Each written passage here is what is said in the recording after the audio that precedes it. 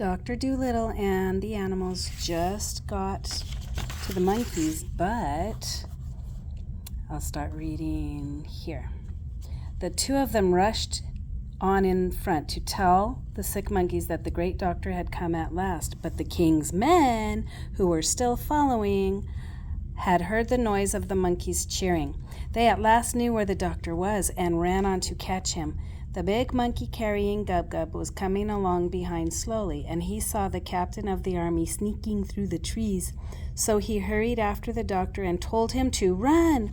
Then they all ran harder than they ever had in their lives, and the king's men began to run too. The captain ran hardest of all. Chi-Chi shouted, "We haven't far to go now." But before they could get into the land of the monkeys, they came to a steep cliff with a river flowing below. This was the end of the kingdom of Jolaginki. The land of the monkeys was on the other side, across the river, and Jip the dog looked down over the edge of the steep, steep cliff and said, "Golly, how are we ever going to get across?" "Oh dear," said Gub-Gub, "the king's men are quite close now. Look at them. I am afraid we are going to be taken back to prison again." And he began to weep. But the big monkey who was carrying the pig dropped him on the ground and cried out to the other monkeys, "Boys, a bridge! Quick, make a bridge! We've only a minute to do it. A bridge! A bridge!"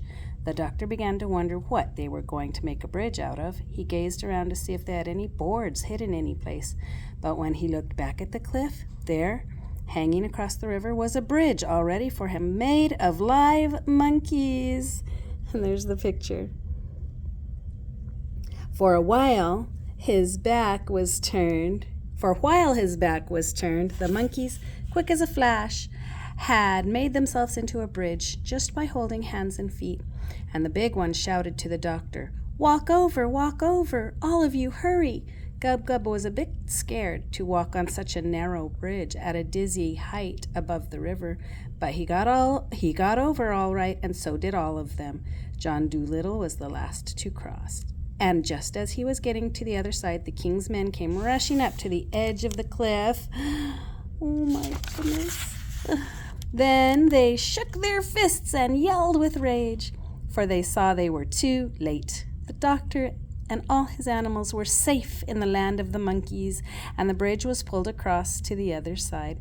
Then Chi-Chi turned to the doctor and said, "Many great explorers have hidden in the jungle for weeks, hoping to see the monkeys do that trick, but we never let an Englishman see it before. You are the first to see the famous Bridge of Apes," and the doctor felt very pleased. So they made it to help the monkeys. They're going to give them the medicine now. We'll see what else happens in our book when we come back.